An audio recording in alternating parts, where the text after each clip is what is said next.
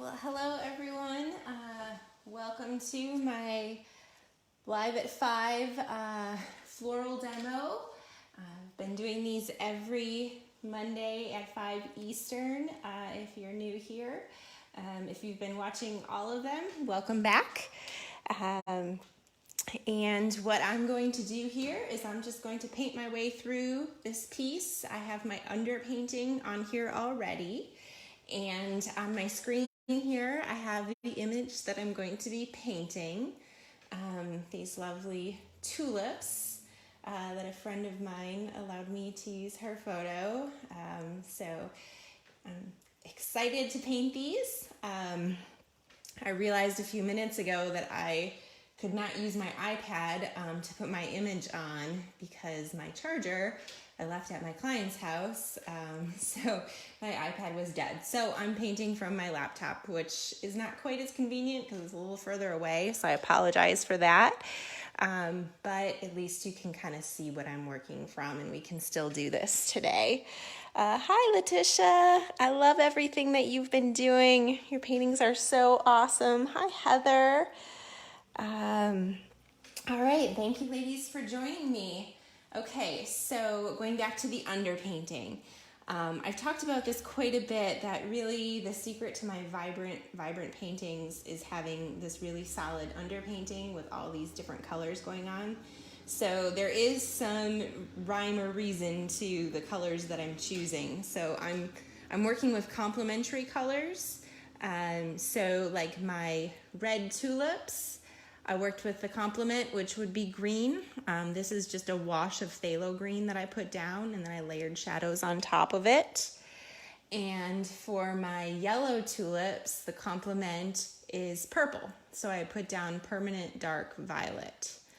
And then I took some liberties with the green areas. Instead of putting red down for that, I thought it would be fun to put magenta. So that color is quinacridone magenta, which is one of my very favorite colors by Golden. And then up here in the background where it's kind of dark, black, grays, and blues, I made a warm brown using alizarin crimson and Hansa yellow. And then I went in and layered my shadows with watered down alizarin crimson. So that just like builds up a base. It's a nice roadmap for me to work from. So I demos at this point because this is really the fun part when it's going to start to come alive. So here we go. I think we'll just jump right in and start doing these red tulips because I want to get this a little more covered up. It's kind of distracting. So these are a cooler red, so I'm going to use cadmium red and some white, and I'm going to fin it with some glaze. A little more cadmium red there. And I'm going to start adding in some color to these. So I'm kind of looking at the highlights. Some of the highlights are going to be pretty bright on these, so I won't want this deep red there, but I'm going to start kind of the mid-tone highlights. And because I'm layering this over the green, it's actually going to look quite a bit darker. So I think I need to do a little more paint in there. I had it a little too thin with glaze. So I'm going to do more cadmium and more white. So it's a little more opaque because I want to knock out a little more of that green. Yeah, that shows up a little bit better. And I'm using a number 3 square tip brush. And I'm not doing any blending. I'm just laying these colors down. And I'm letting little bits of my green underpainting show through.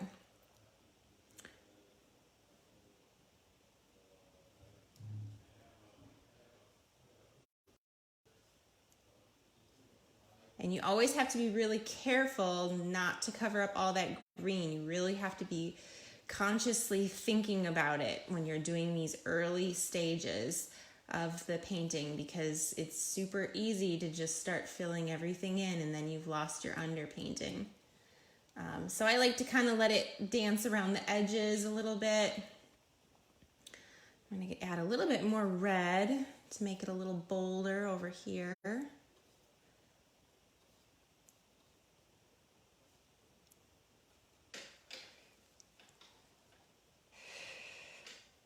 Hi, Sandy. Thanks for watching. All right. Some deeper red tones. And now I'm going to, well, I've got this color on. I might as well drop it in up here too. I was going to put my highlights in, but I'm just going to jump that in right away since it's already on my brush.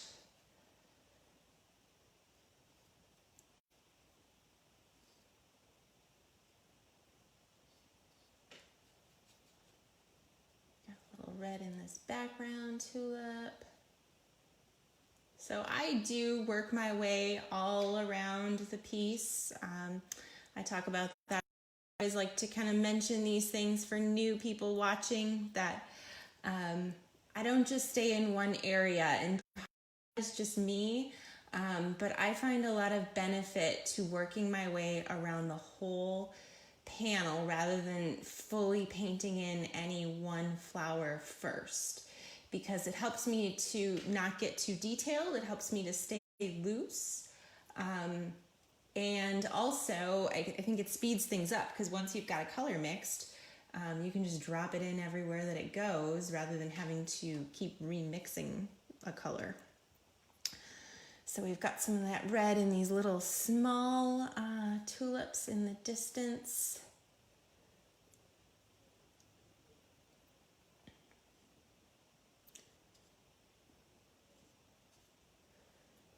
Couple of these. Okay, now I'm going to lighten this to get some of my really bright highlights, because that's what's going to start really giving these tulips some form. They're getting a little lost right now.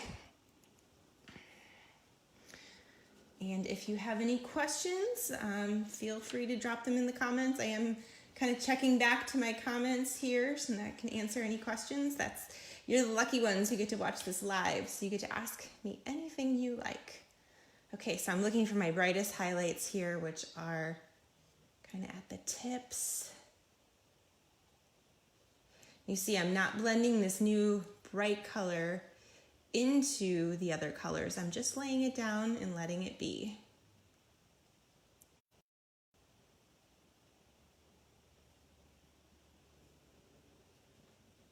And I will go brighter yet, because some of these highlights are almost white, but I'm going to build my way up to that white.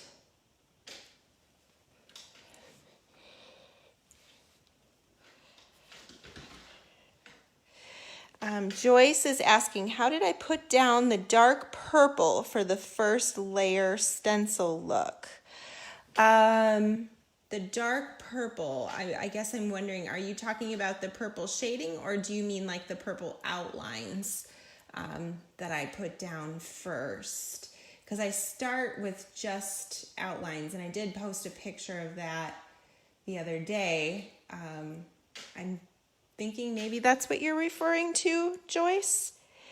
And the outlines, I use a transfer. So I trace over my printed out image with some transfer paper, and that I kind of put down what I feel like are the most important, like the contour lines, and that's what I trace down. And then I paint it in with a purple made from alizarin crimson, white, and Payne's gray. And I use a little skinny script liner brush. I use one of these babies. These are really great for doing skinny little lines. So I think maybe that's what you're referring to. That's how I do that. You like seeing the palette. Okay, great. Yeah, I guess I maybe am tipping the camera down a little bit. So I'm glad that that's helpful to see the palette, Letitia. Christina's asking, what does glaze do? So glaze thins your paint. So it allows you to, it makes the paint more transparent. And water would do the same thing, but with glaze, it keeps its body, whereas water would make it runny. So that's kind of the advantage to glaze. And it just has a more luminous quality to it.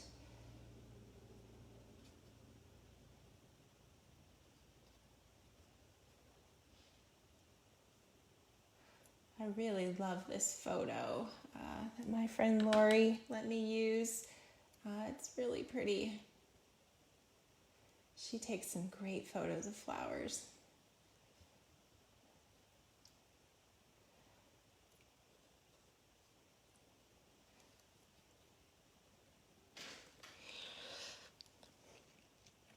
Okay, yeah, you were asking Joyce about the outlines. So that is how I do it. I transfer the outlines by tracing over the image, and then I just paint over them.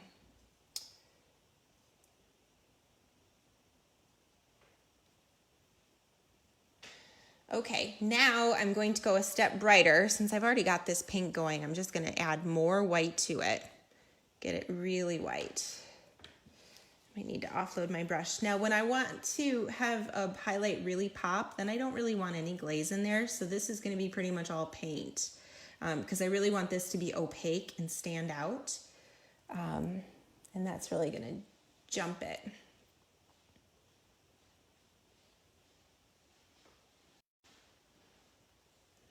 And when you've got the underpainting already built up with the darker layers, when you start to add these highlights, they really just jump out right away.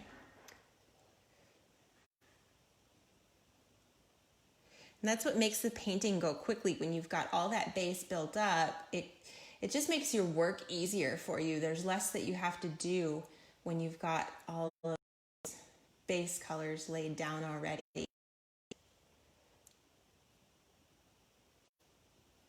All right, I think this is enough of the highlights on there. I'm going to drop in some of my darker red tones too real quick. So with the dark, I'm going to use alizarin crimson, which is a really nice burgundy. I'm going to use that with some cadmium red.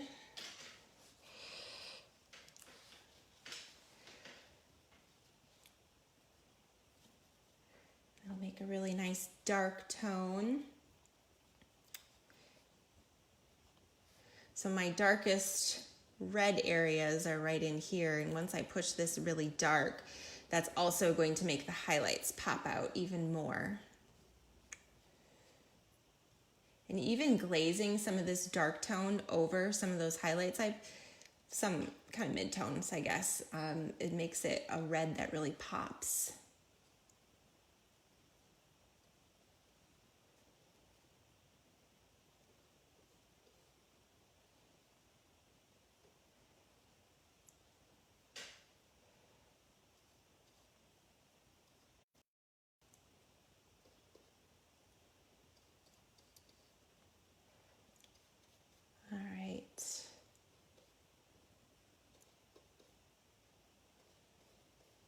Okay.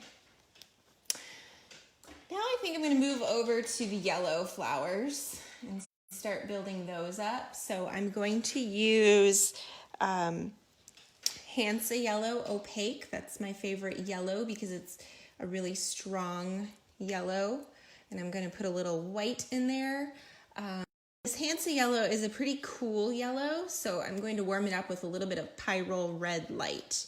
And that'll also help because I'm layering this on top of the purple. And if I don't add a little bit of red in there to warm it up, the yellow is going to look almost green because I'm putting some glaze in there, and it's going to be so thin that if I don't warm it up a little, it'll look green. So I'm going to start layering some of this in.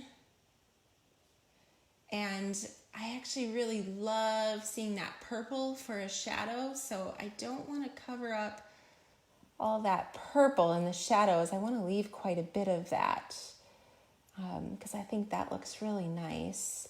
But I am kind of chipping away at my outlines, so I don't want those outlines to show.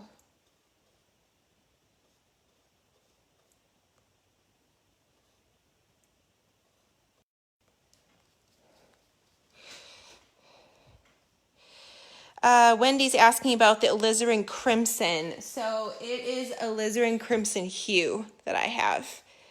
I think it'll be less expensive. I think it works great. So that's the one that I buy.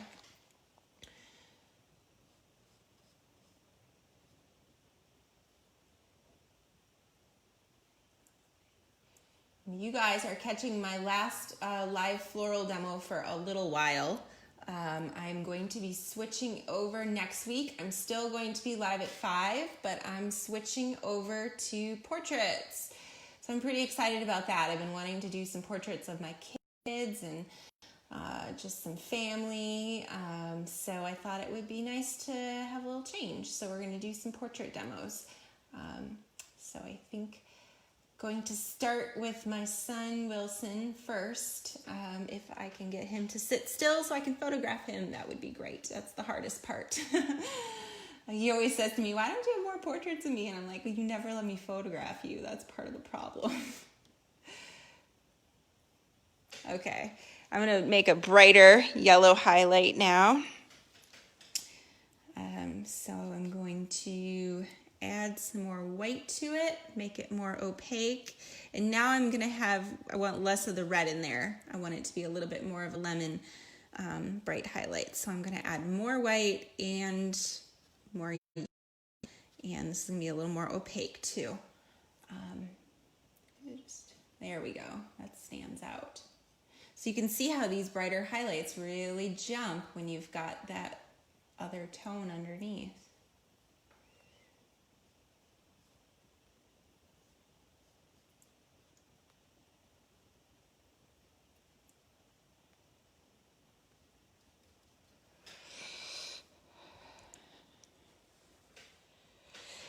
Kim's asking from the beginning, I did my outlines in alizarin crimson, Payne's gray, and white. I used to do them just with alizarin crimson and Payne's gray, but I discovered that my outlines were a little bit too dark and it was making it a little bit hard for me to cover them up. So I've started adding white to my outline recipe so that the outlines I start with are a little bit more purple. So it makes kind of like a mauve, like a light purple. And that has worked pretty well for me for the outlines. Okay. All right, now I did leave quite a bit of this purple in the shadow there. I think I should probably cover up some of that. So I'm gonna go back into my warmer yellow recipe. I'm gonna add a little more glaze to it and offload my brush. Just gonna go back in with a little bit and drop this into some of my purple shadows because I've got a little too much going on there. We gotta remember it's still a yellow flower.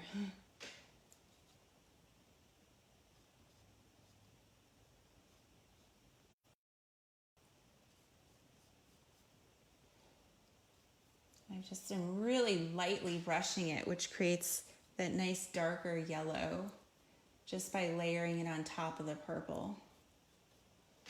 Okay, that's good, I think. And now I should move over to this one too. I'm gonna start with a slightly darker yellow. I should have done this while I was doing this one. I wasn't thinking.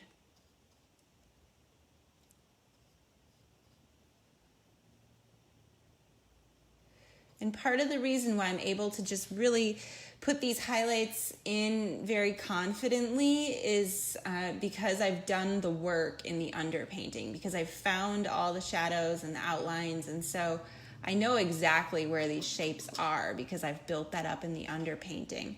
So that allows me to just lay it down and not overthink where these highlights go because I know where they go.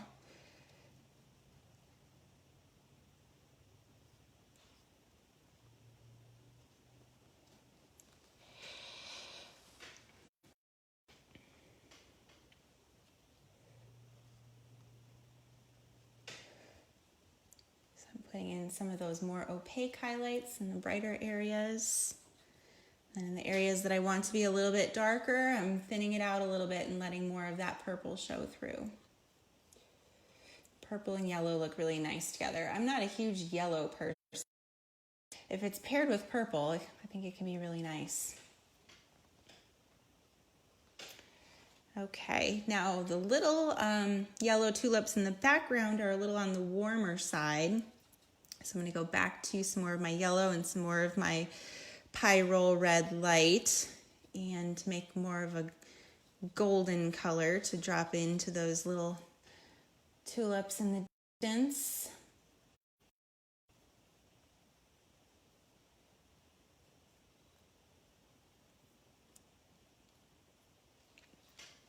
Okay. Well, now I think I should probably start putting in some of that background so that all these other colors aren't so distracting. Ginny is asking, what color would I put under white as a complement? It depends on the white. So white can err on the side of being more of a blue white, like a cool white, or it could be a warm white, more of like an orangey white. So if the color of the flower is a warm white, then I would lay down blue underneath. If the color of the flower is more of a cool blue, then I would lay down more of an orange underneath. So just kind of think about opposites and think about which direction the final color tends to lean towards.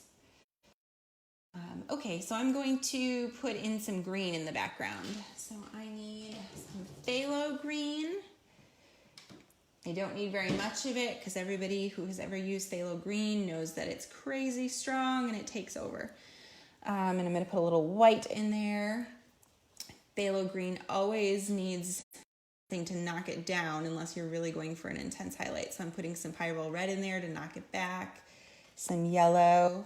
I usually make my greens, I usually make them kind of like an army olive green, just the more natural tone for greens. And I'm going to cool this down a little bit with some Payne's Gray, like a navy blue.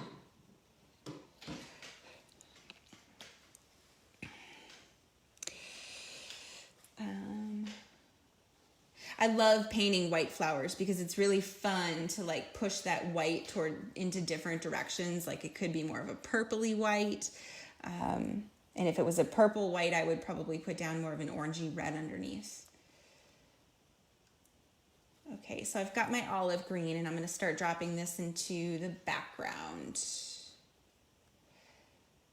And when I put my background tones in, put this magenta in pretty dark because I knew that my greens were going to be dark there. So I'm thinking about that when I'm laying in my underpainting. I'm thinking about how dark the final tones will be and match that. It just less work for you in the end if you've got your base more representative of the tone that the final painting will be. I should say the value, not the tone. Value is like light and dark. And I'm leaving little bits of this magenta popping through kind of on the edge of forms and in between brush strokes, and that's really going to look cool against the green. It's going to make it look really vivid.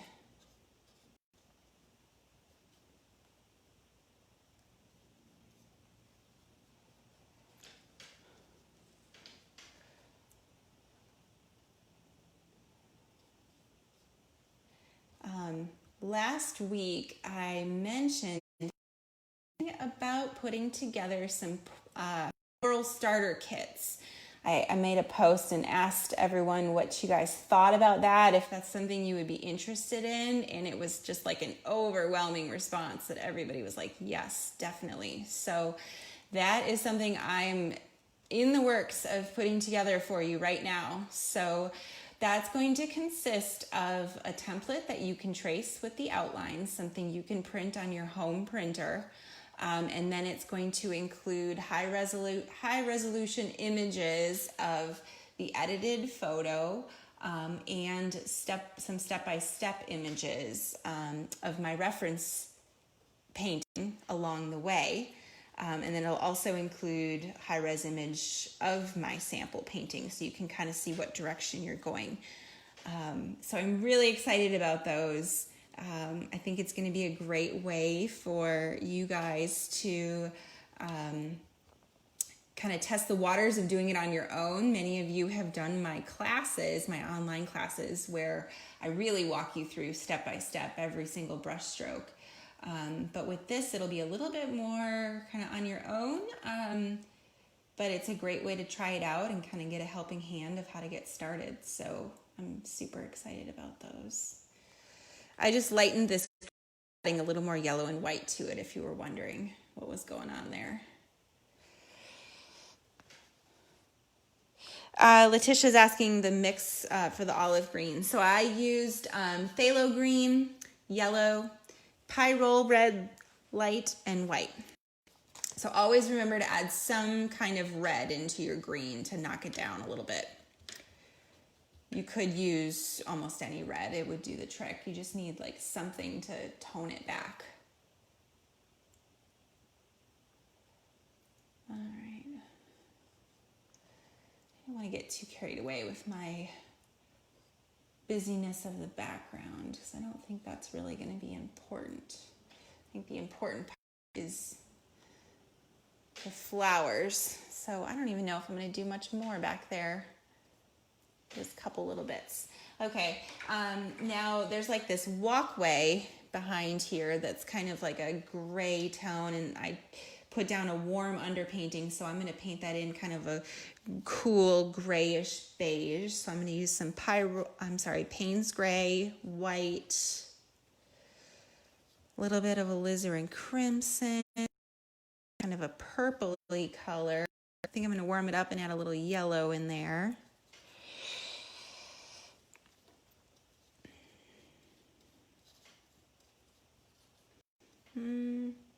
That's a little too dark. I'm going to add some white. That's getting closer to what we need. A little more Payne's gray to make it cooler. Oh, I think we're on the right track there. And then I'm going to put some glaze in there to thin it out. And let's just start. Oh, my screen's going dark on me. That's the advantage of the iPad, is I can just put it on stay still and it doesn't do anything. But with my laptop, it starts to close itself. So that's not as cool. Okay. So just weaving this beige color for the landscape behind it into the background. And this will get a little brighter, but I'm going to put down the slightly darker tone first and then build up the highlight. I like it a little bit it's against the bright flower petals because that makes the flower seem brighter if the background behind it is darker. I think I want a little more blue in there. This is a little too muddy. I want it to be more on the blue side. Putting more Payne's gray in to do that. And sometimes see, I had so many in here and I didn't want it to be that color, so I just moved to a new little well in my palette to keep from having to add a ton of blue to it to really change it. Got some background over here.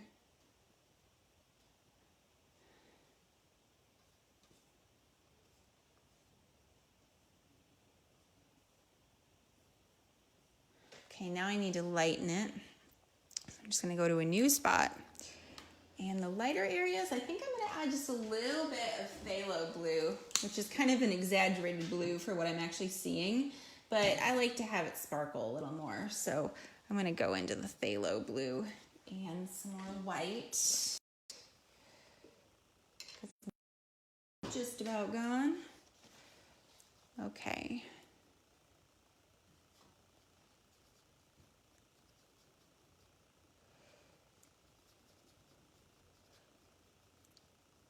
Okay, so I've got some brighter background back here. There we go. Might have to let some of my background dry before I can do too much more there.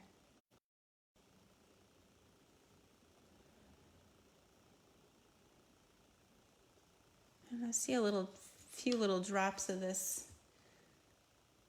as highlights on some of these leaves, so I might as well just put that in too.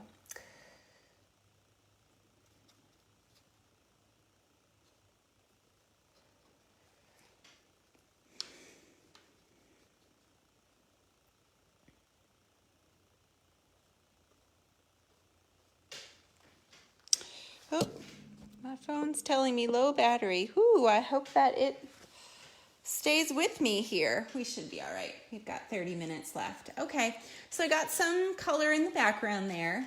And now I think I'm going to put some up here too, because that'll really make everything else pop towards us if I really deepen this area in the background.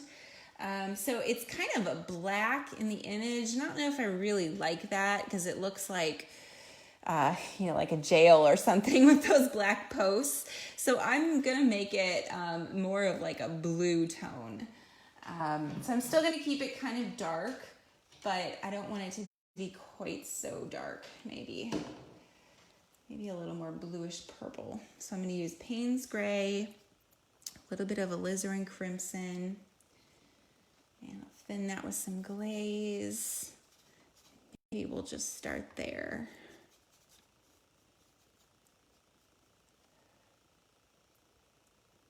And I'm also going to just kind of soften this background. I'm not going to paint it in very crisp because I thought about just taking those posts out completely, but they do something to kind of draw your eye back. So I feel like maybe I need them. But maybe I can make them look a little less jail-like.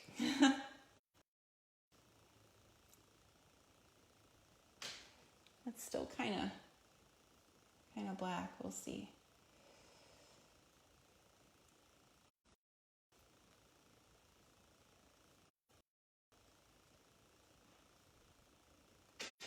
Definitely automatically kind of draws you back a little bit and gives the landscape a little bit more definition. And actually, while I have this dark purple on my brush, I'm going to use it in the centers of these tulips. So this is pretty dark here. Might as well just drop that in. And I like using purple for black. I never ever use real black. And maybe I'll just put some of this into my shadows here too, because I feel like my greens weren't quite dark enough. I'll push that a little darker. That'll make my flower come out at me.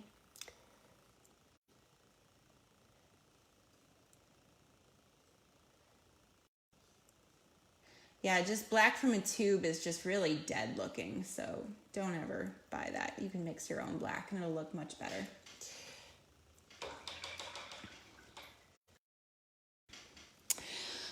Hi, Kay. Hi, Anna. Thank you guys for watching. Hi, Mom. Thanks for watching. Okay, so I'm going to put a little highlight in here. We're going to make that more of a blue. Maybe we'll use some of our phthalo blue and just make that a little more of a highlight. Put a little Payne's Gray in there too to warm it up a little. Just look like a pretty blue fence.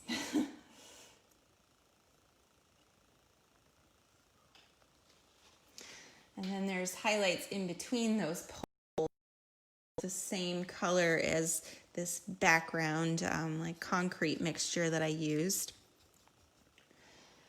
Excuse me.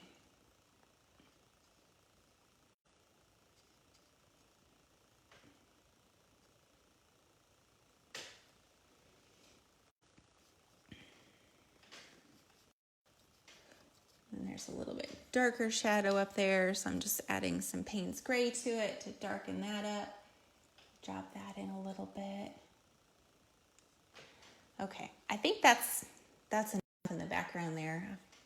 I've got that dark and put that in. I think now I do want to go back to this main flower here because this is a little disconnected here. I think I need to have that make a little bit more sense. So some of the areas I had not painted in yet were like on this petal here where it's really like a cool tone. It's like a purple. And that's going to be fun to add in. I'm going to make a purple shadow using permanent dark violet and some quinacridone magenta, one of my go-to colors. So I'm going to start with my permanent dark violet. Do that over here. Add a little white to it. I think for the shadow, I need to add a little bit of Payne's Gray to it too to make that like a cool shadow. A little more permanent dark violet.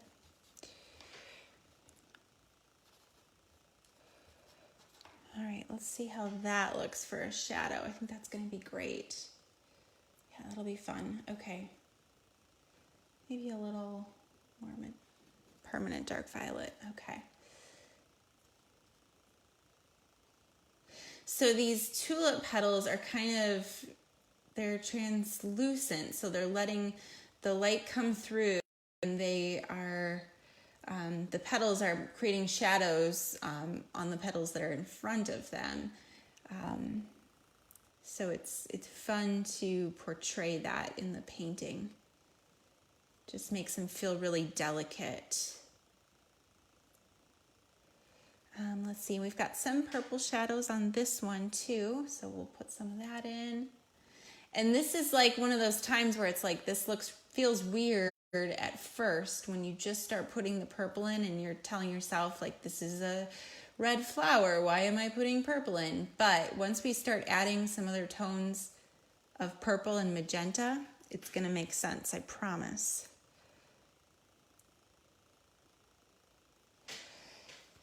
Okay, so now I'm going to use some magenta and I'm going to make a cool pink. Let me see if this is dry. I think it's dry enough. I never clean my palette. I always just let the paint dry on it.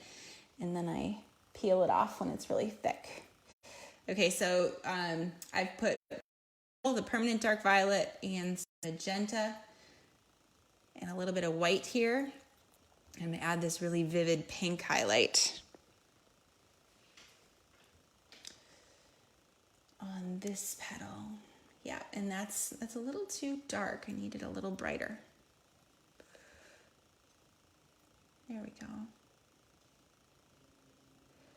And that's going to complement the darker purple tone. Putting that in. I need to drop it in a few other places too. We see some of that magenta highlight up here. A little bit red in this purple highlight. See a little bit in that bit there.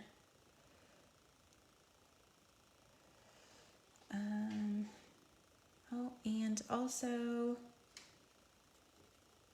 down on the bottom of this here, kind of running off the page. All right, I think that's helping with that flower.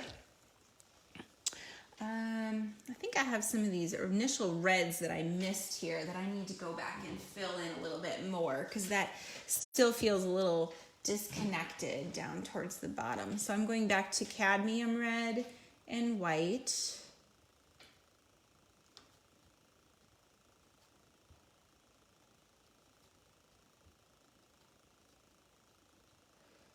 A little more cadmium, okay. And I'm just gonna clean that up a little bit. Yeah, we had a red highlight that was coming down there that I wasn't seeing.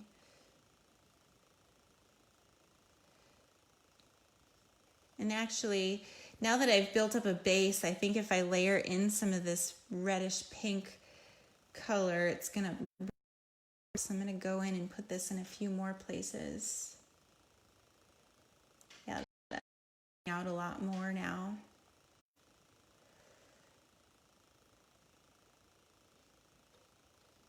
So it's all about like building the layers.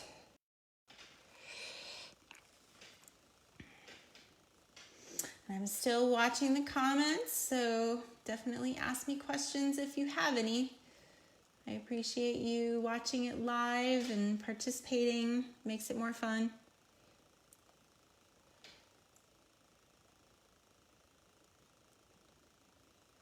We'll put some of these brighter tones too. And this one, I'm actually seeing some more orangey tones. So I think I'm going to, next I'm going to go in with red that I'm going to make with some pyrrole red. That's my orangier red because I think there's some areas of that I'm not going to be able to get with this cadmium red.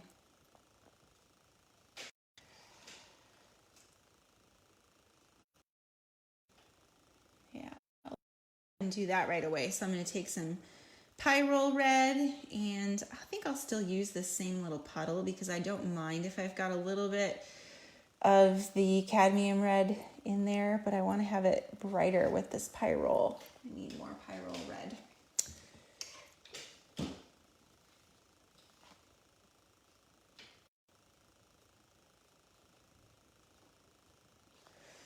Okay, yeah, see, that's like a,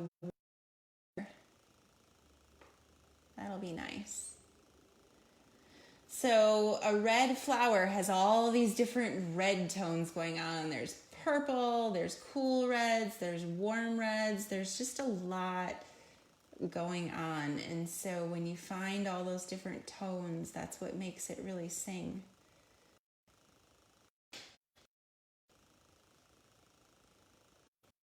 Bit of that warm red over here.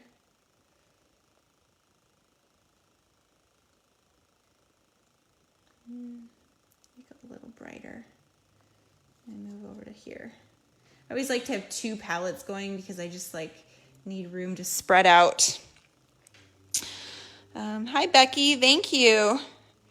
And welcome Nina, glad you could make it. So I'm using some of these warm pyrrole red highlights. I just added more white to it to make some warm, really bright highlights.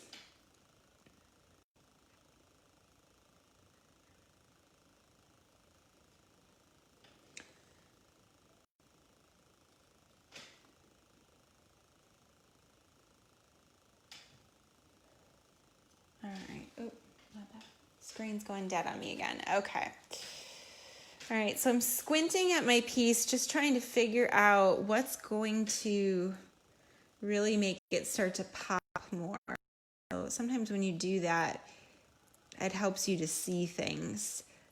I see this petal here is a pretty bright, cool highlight. So I'm going back to the cadmium red, adding some white to it and bringing this little fold back. I wasn't.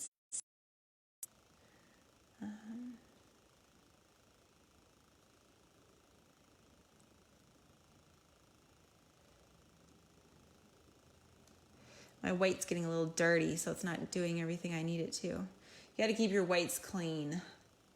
Because if there's just like the slightest tint of another color in there, it just like knocks it down.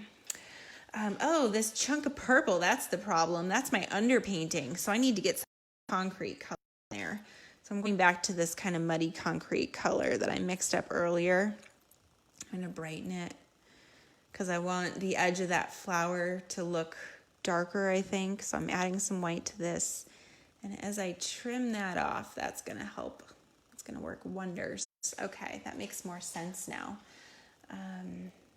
Use some of this concrete color again up here to open this up a little bit. Got some bigger spaces between my stems. I think in general my concrete is a little too dark. It was looking too dark. I took out this one stem that's going this direction because it was like a dead one that was like cutting across the other one. So you can do that when you're creating your composition. If there's something that doesn't work with what you're trying to do, just don't put it in there. It's up to you. That's what's fun about a painting, is it's your choice. You get to decide what makes the cut.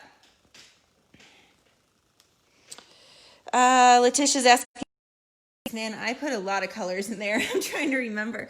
I think I used alizarin crimson, Payne's gray, Hansa yellow, and white in different proportions. Yeah, there was a lot in there.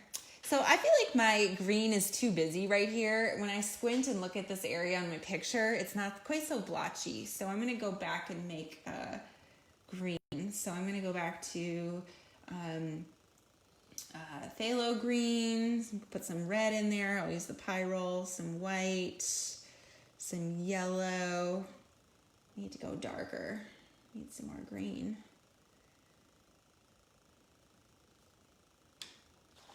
I need more yellow.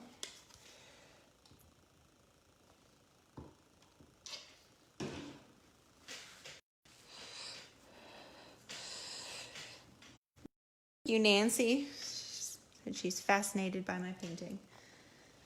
That's great. I'm putting a little Payne's gray in here too to make my muddy olive green color. Always be careful not to have your greens be too emerald and intense because it's not natural.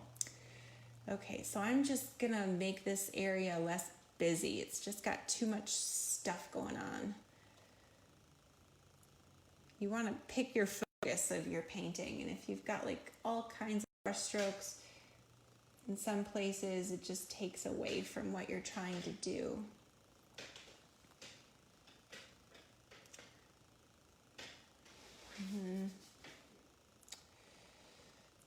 Let's see, I think I need to lighten that a little bit. Put a little more yellow, a little more white in there.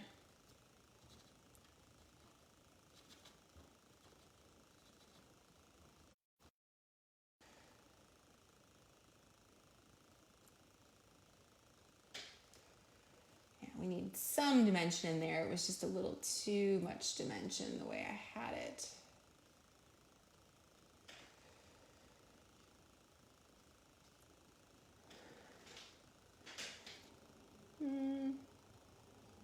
Looks good, I think. There's a couple of really bright highlights in the background, almost white is catching some of these leaves. I think I need to get those in there. And they're like a cool, bright white highlight.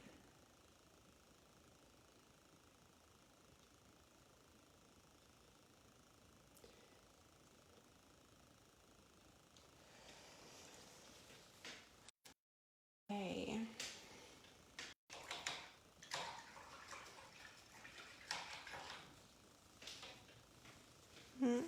Now my phone's telling me I've got 10%. I think we're going to make it though. I've got about 10 minutes left here in my demo.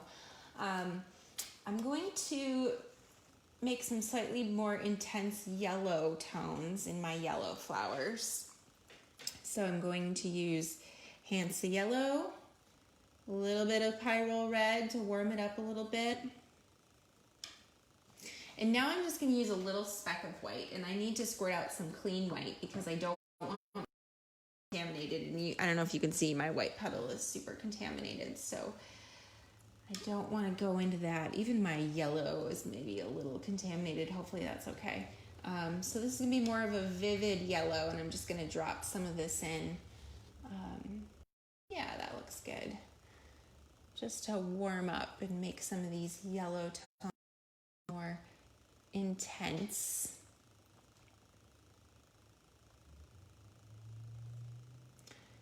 So I've mentioned this before, but I really think that like the secret to my paintings looking vivid is not so much that I'm using all vivid colors.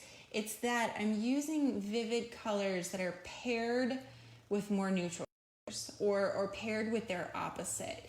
And what that does is it makes the colors seem even brighter when they've got something to contrast with. So think about that when you're designing your composition and picking your color choices. Is you don't want every color to be bright. It's like you have to leave room to have areas that are a statement. It's kind of like the same thing when you're like picking out an outfit or something. It's like you don't want all the jewelry, you know, you want like the statement piece, and then you kind of tone everything else down. So that's one way to think about your paintings too.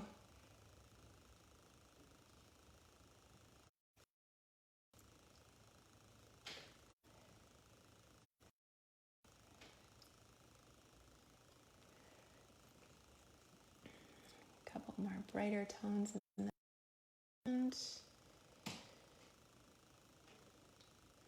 I might need to add some highlights in the back. Go a little bit lighter with some more white.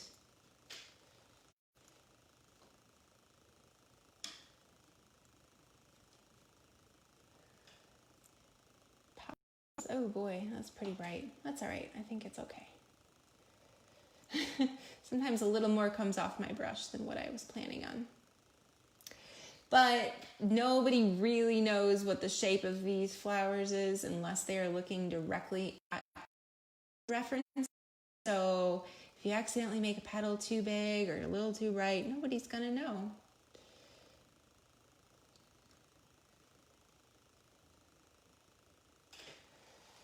Yeah, those little bright areas really pop. This is too much of a straight line. I need to break that up, make that petal more rounded. That is way better. Something was strange there.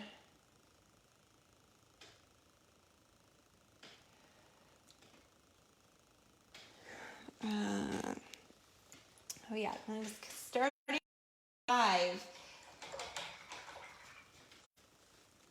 I need this to be a little bit brighter at the bottom of this petal. I'm going to go back to my original cadmium red and white. I'm going to pop that petal out a little bit more. Yep, that's much better. Sometimes you get away from it a little bit and kind of leaning back, getting a better picture of what I'm trying to do. That's right.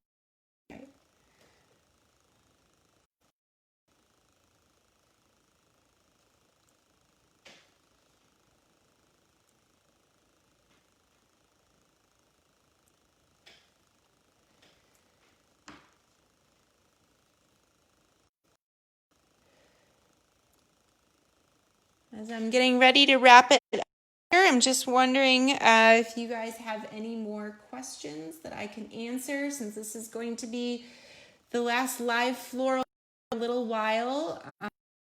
Still join me next week at 5 Eastern, because I will be doing another live demo, and it's going to be portraits, so I'm very excited about that.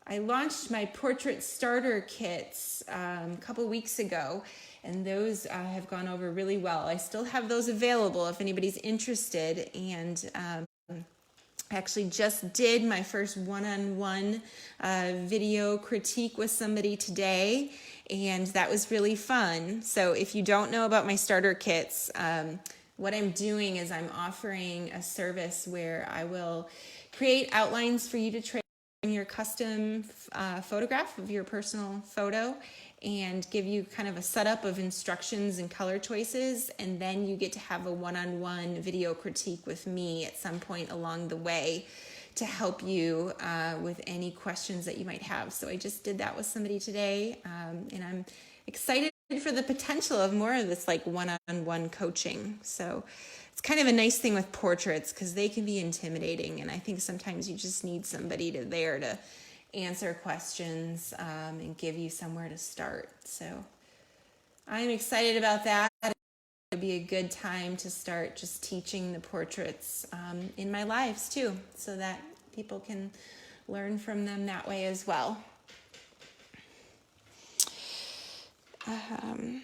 Oh, Erna, I'm sorry your connection's not well, but you can definitely watch the replay. Same for Letitia. Well, I hope it's not on my end, guys. I discovered that my kids were like streaming all different internet things while I was doing my live, and that was not good for my connection. So I have told them they can watch one show and not be on all these different devices. So I was hoping that would help with our connection here. So hopefully it's not on my end. I think they're only watching one show, I'm pretty sure.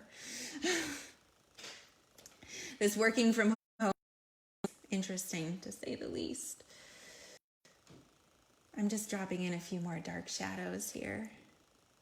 If you were wondering what was going on, I just put a little bit of alizarin crimson and cadmium just to launch those colors a little bit more.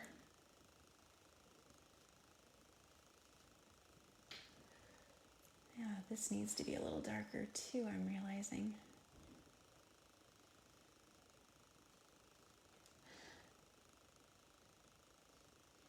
Another selfish reason that I'm switching to the portraits is I've just like been meaning to paint my kids for so long and just haven't had time. So I decided if I told you guys I'm doing portraits, then I am committed to portraits, and I have to actually get those paintings done because I've been wanting to for a while. I painted them both like 3 years ago, and my kids are 5 and 10, so you can imagine how much they have changed in years. So it is time. And I'm going to paint them smaller. I did them huge last time, and so that's sometimes intimidating to like think about doing another great big painting. But if I paint them like 12 by 12, like I can paint them all the time. Why not? All right. I'm going to wrap it up. Thank you everyone for joining me. You can catch the replay of this. If you have enjoyed it, I would absolutely love it if you would share it with your friends. So please click the share button so that they can check out this demo as well. And also, I'm so excited to share I reached 3,000 followers yesterday. So that is because of you guys and your sharing of my stuff, and I really appreciate it. So thank you so much, and I'll see you next week for portraits. All right, take care.